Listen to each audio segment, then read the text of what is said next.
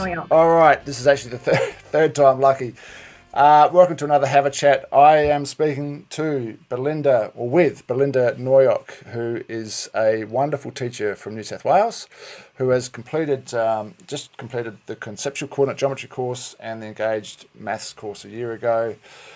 And I believe, according to what she's written, and I've taken some quotes, that she's enjoying teaching more and is teaching a bit more conceptually based, a bit more focus on understanding up front rather than procedures, and more student-centred. And the students are taking a bit more responsibility for their learning. So that is my summary of what Belinda's told me through the course is. And I'd just like to have a chat with her about this and find out something. So before I hit you with your quotes, Belinda, that you can comment on, would you like to just say anything first up, or should I just hit you with your quotes? Well, I think it was the realization that you came to that I hadn't really comprehended, but I think that the big win I had with just teaching in this way was because I did the conceptual engagement of mathematics first. Right. Before I did the conceptual geometry, like the coordinate geometry. Right. So I did understanding how teaching mathematics conceptually can be better for engagement. Right. Before I did it specifically for coordinate geometry. So just with a bit of backstory. So that's my recommendation already. So just as a bit of backstory, there's a course, the course that I abbreviate to the Engaged Mathematics course. So that's what Belinda did first, which is a fairly long journey. The end result is teaching in a way that is highly structured and allows the teacher to have a lot of input, but it actually allows the kids to have a lot of choice about what they're doing and when they're doing it.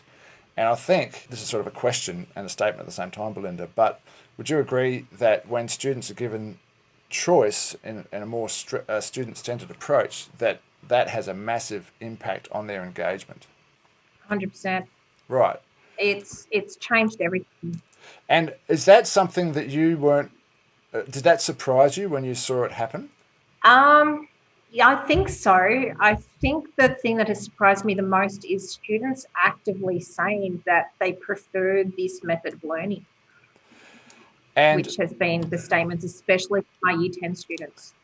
Yes, and I totally agree. And look, it's really difficult to nail this down in a 5-point plan or something, and that's why we have a long course that sort of lays it out for people. And it's not just one strategy or one approach. There's a range of things. No, you have to be flexible. Yeah. So, but then there's the formative assessment and conceptual coordinate geometry course, which I know most maths teachers say, well, I don't need to do that because I've taught coordinate geometry 100 times.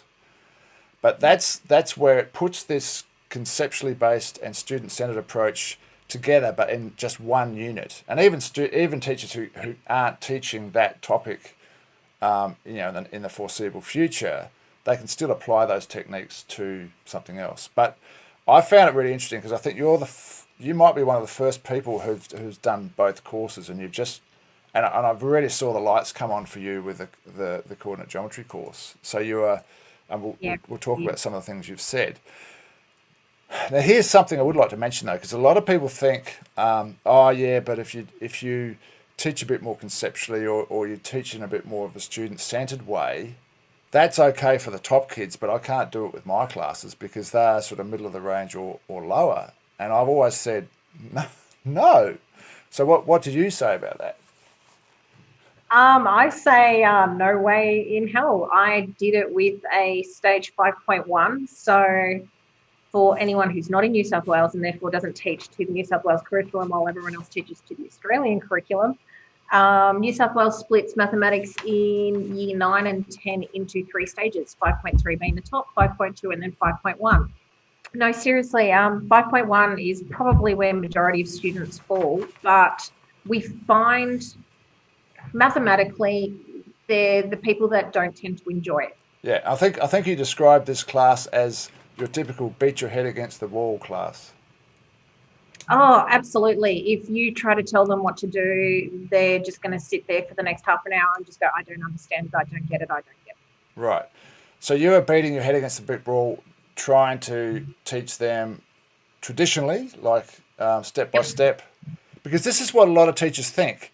The lower the standard of students, The more instruction that they need. The more structure, the more talking at them they need, right? Step 1, do this. Step 2, do that. Step 3, do this.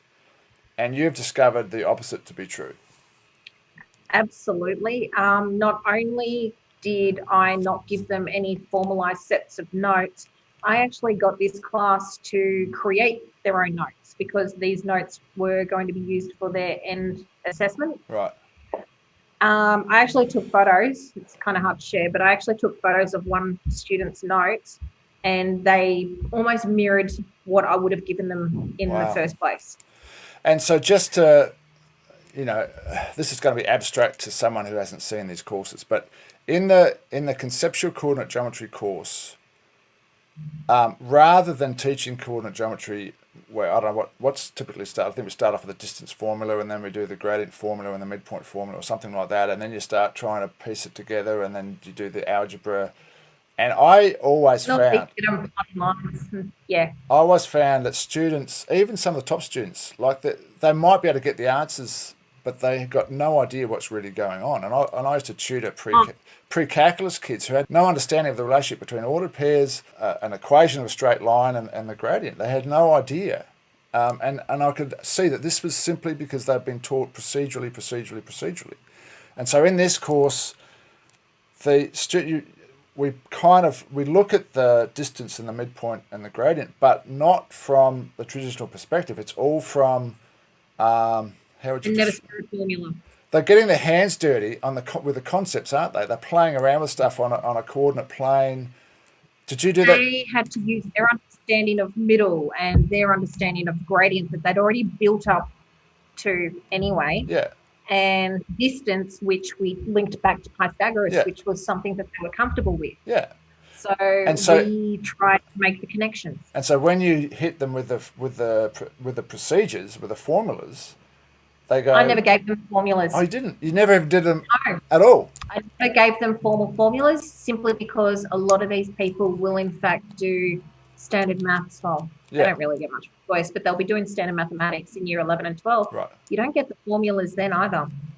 No, but I'm saying in the unit of work though, then you must have looked at the distance formula at some point. We did, but no, we never actually formalised the distance formula at all. So they just we kept it to their conceptual connection and to their understanding. Awesome.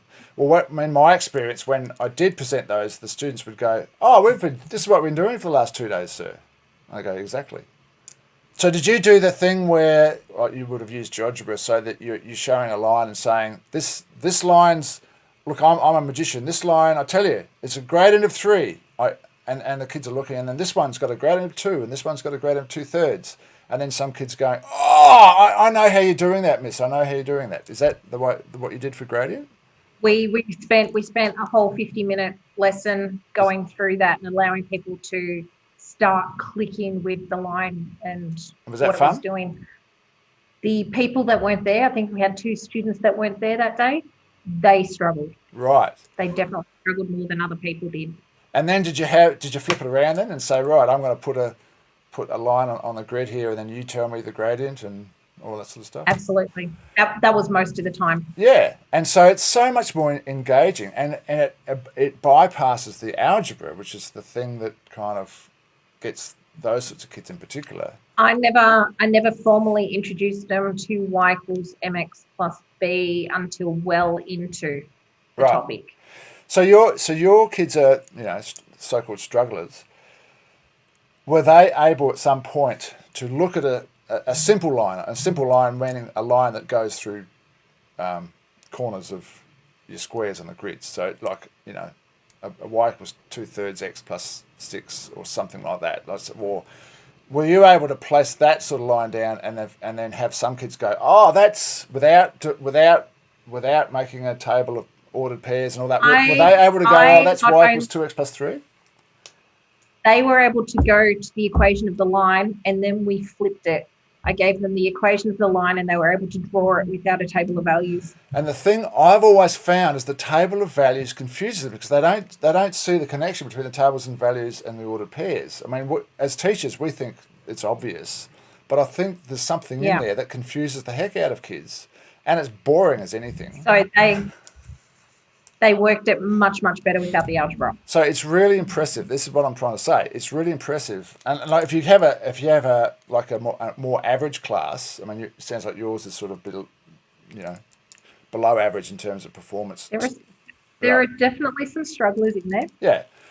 But with an average class, you can have them within the first couple of lessons just looking at the line and go, oh, that's y equals 2/3 x plus 6. Bang. It's just reading it off the line. And that's why we stick with a gradient intercept form for almost until the end of the unit. I don't know if you might not have got to the general form. We didn't do general form at all. You didn't need to. We didn't go there. But the point is it's intuitive and it makes sense and it feeds into the concept. So it's a really simple turnaround. All right, so now I'll play devil's advocate because there's a worksheet series that the kids can work through.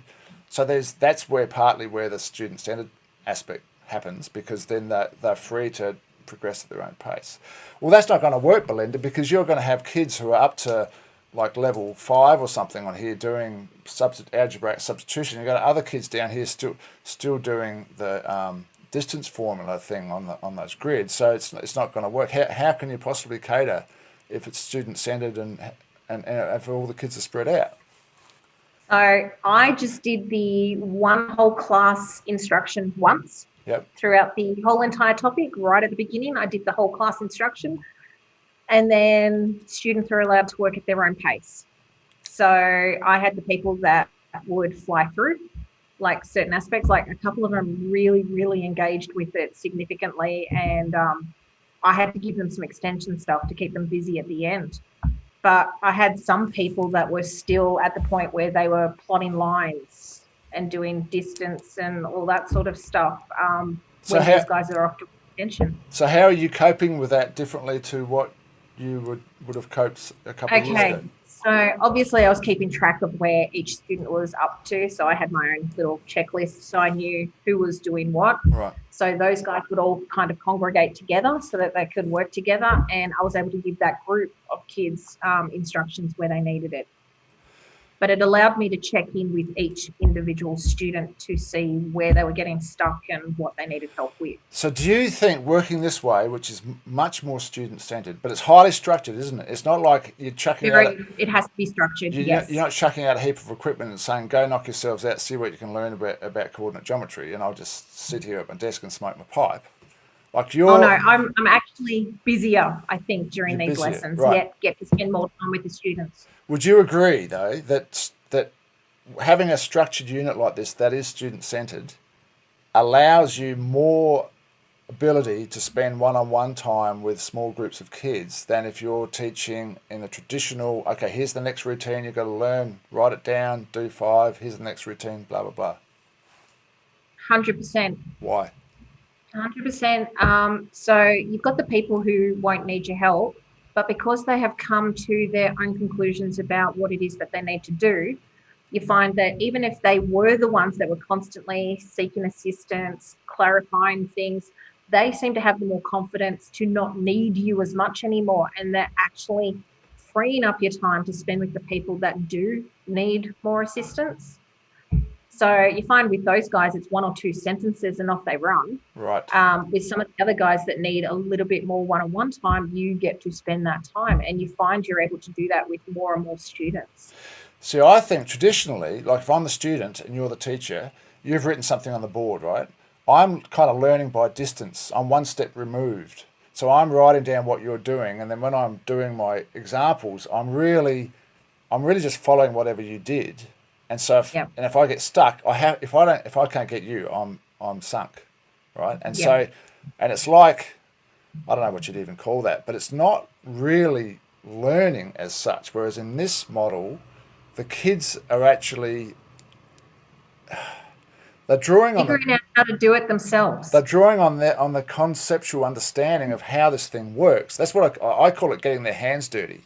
So they're actually much more actively involved in the process of, finding the distance or finding the gradient, or because they're drawing on their own understanding, aren't they, rather than what you've written on the board. Sorry? This is how I used to do it back at school. I was always in a class where people were moving too slow for me, so I was constantly working ahead and figuring things out for myself. We're just putting these students in an environment of what I used to do in school anyway. Right. And so can you raved about this thing called mini lessons.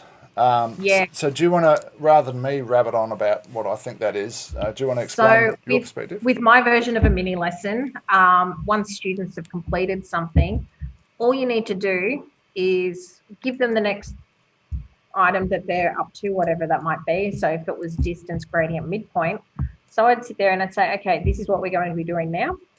I'd ask them. So you're talking to 2, 3, 4, 5 kids at once? Yeah. Right. Pretty much. Who are up to that point? Who are up to that point. They're ready to move on to that point. And I'd 9 times out of 10 ask them, what do you think you're going to have to do? Right. And the ones that were developing the confidence and starting to make sort of connections would realize, okay, so gradient, we've already done that.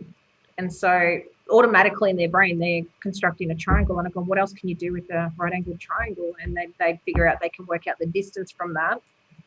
And I've gone, okay, so midpoint, what do you think you can do to find midpoint? And so that right angled triangle became really, really powerful for them. Right. And they would fly through the concept. But with that instruction and that specific questioning just for those people, because you can alter the questions depending on who you're talking to.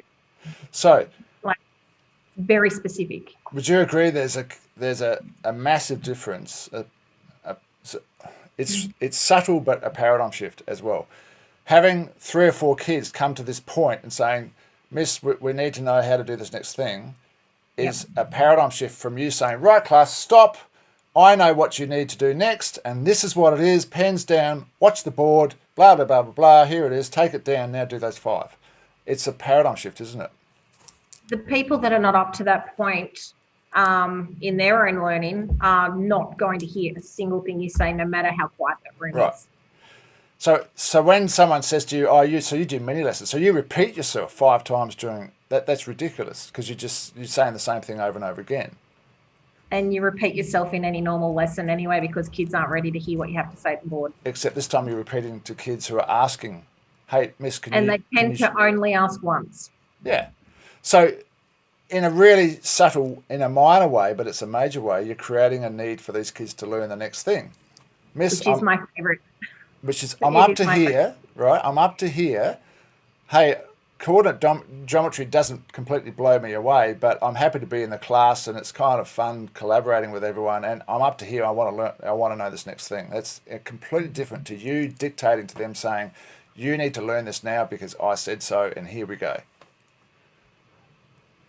No, it's definitely different, and creating that, as you've put it in previous course that I did, the brick wall strategy. Yeah. It has definitely become my favorite way of teaching, like actually forcing kids to hit the wall first before they start asking.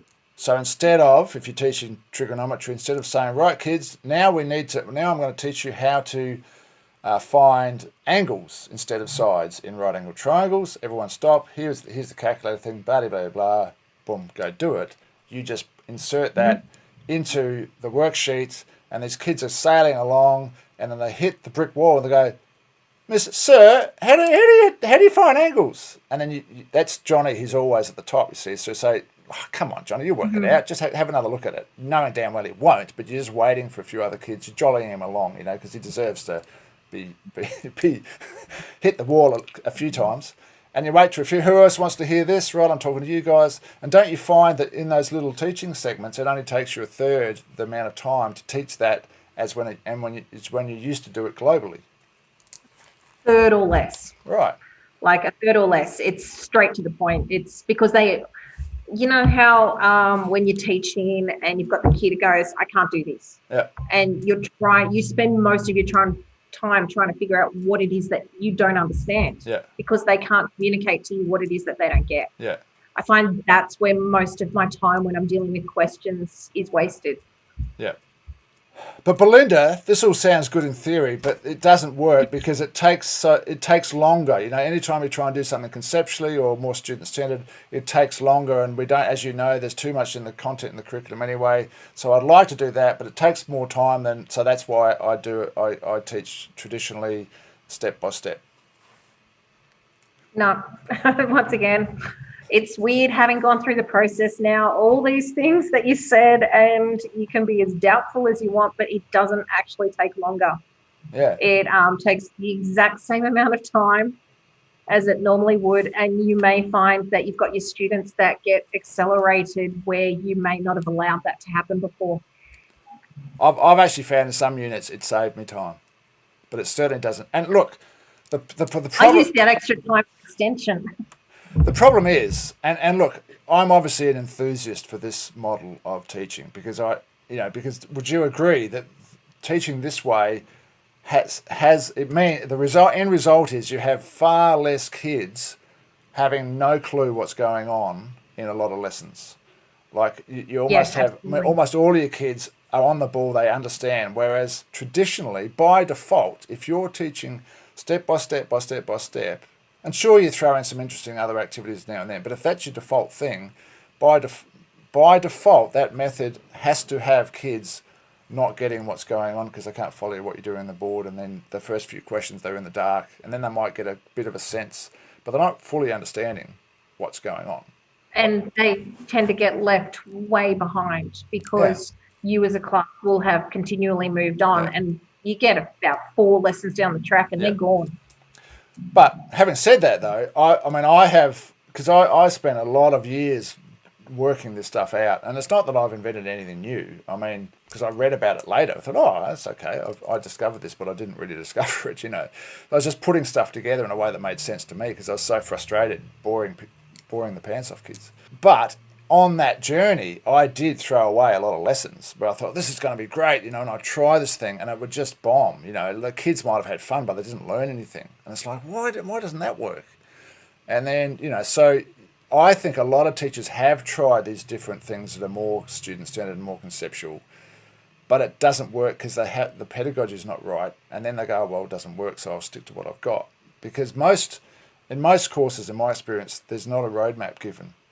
It's like, here are these great theories and it's wonderful, so, knock yourself out. But there's no roadmap. It's like, well, how does this work? So that's what I've tried to do with these courses, and I'm just glad that you've... No, and the documentation that comes with this course that kind of gives you an understanding of the exercise and the way it is built up and everything is the exact roadmap, I think, that a lot of teachers at least need to expose themselves to at least once, to better understand how this can be applied to different content areas as well. Right. So that's what I'm doing now. Do you think, so if you'd done the Conceptual Coordinate Geometry course just on its own, if you hadn't done the other one, do you think you would have got as much out of it?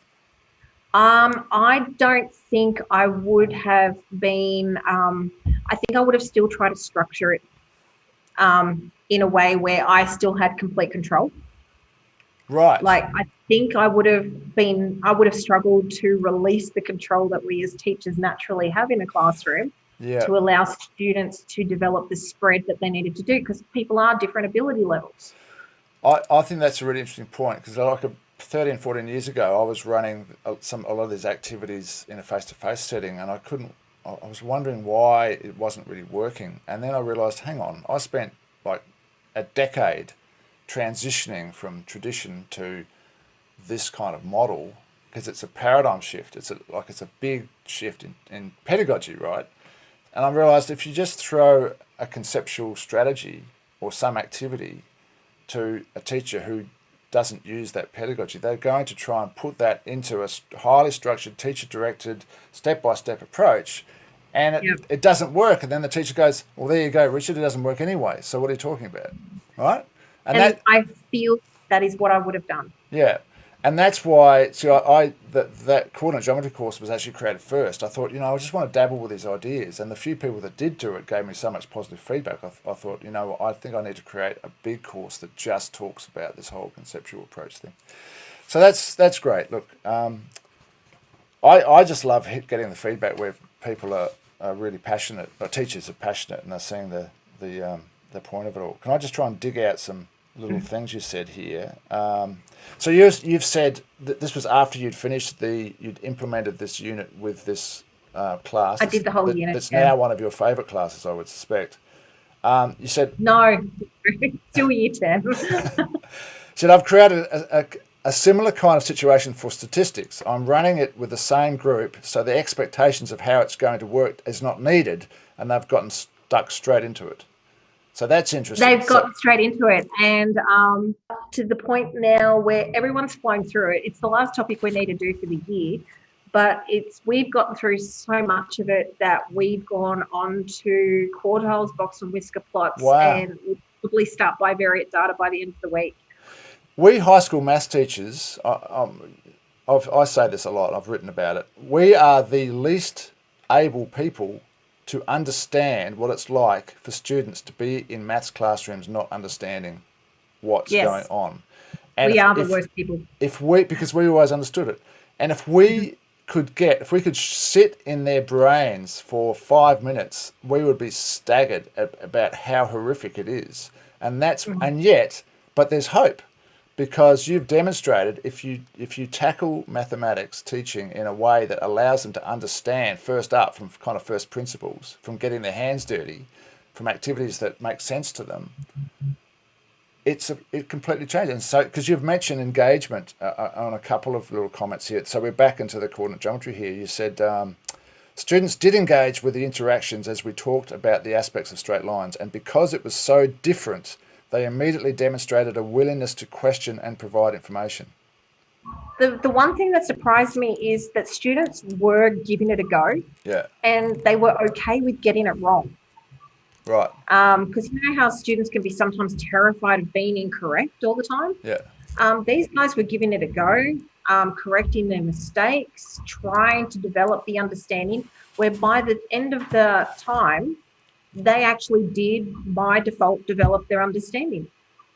And this is a class that never does any homework, refuses to do homework. No, I don't give them homework because I know it will not get done. This is the class that did the least during lockdown. Like, they were zero communication online, whereas every other class I had at least some communication. This was the class that had no communication online. And yet you said, I'm trying to find the quote, but you'll remember it, but you said you were really impressed because 4 weeks later they had their yearly.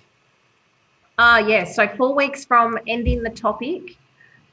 So we'd done stuff in between. So we've done a whole 2 other units of work in between finishing that and then doing their common yearly task. And by far, not only were their results excellent 4 weeks later, it was equivalent of the kids in the 5.2 course, what they were getting in their yearly, and they don't revise. Your kids don't revise? Oh, God, no. Right. So they, because they got their hands dirty, because it was their own understanding of what was going on, it carried over. It bled into it. Yeah. And those sorts of kids would normally be out the window. Like, oh no, 2 in a section and they'd be partying. Yeah, right. That's awesome. That was the one that 100% sold me, because I've gone, understanding means that you don't have to worry about all of this revision and all of this homework and reinforcing the concepts. Revision will genuinely become a natural part if they want to improve upon their results. Yeah. But it doesn't become the necessity to just get a basic result. Yeah, right. Yeah. I refuse to take, or have the courses take all the credit though, because there's most participants that come through these courses are fantastic, but some are better than others. And I think you're someone who's particularly open. You're ripe for both courses, meaning that you're really ready for it. And so if you go back a few years, have you been sort of looking for other ways? Like, were you always had a sense that there was another way to go? I've been concerned by trends. I guess you can call them trends of what I've been seeing at the HSC level. Yeah. And the stuff that kids are just not getting. Yeah. And trying to figure out and understand why this might be happening. So I was definitely looking for something because I've gone, okay, engagement had to have become a part of it. Like, are they just not paying attention? Do they not care? How can I make this more interesting for them? So it started off with that, Yeah. and then it led Because into a lot of teachers, someone mentions engagement, so you're talking about games and chocolates and making it fun and entertaining the kids, right? Because that's often a misconception, isn't it? never do that. No, well, neither do I. But that's not like, No, that in my brain is an engagement. Engagement in my brain is when they show that they actually understand what Yeah. is going on. yeah, So for me and with mathematics, and can we just pause for a second to Sure. see if kids are lining up outside? yeah. Right here. No guarantee that I won't have to move. We're only 30 seconds from winding up anyway. Yeah, but for me, it's a case of I was looking for something that was going to stop what I saw as a bleeding of results at the HNC level. So engagement to me was a critical part of that. And then I've taken on the conceptual coordinate geometry because I don't know about other schools, but at this school, kids were particularly weak in that area.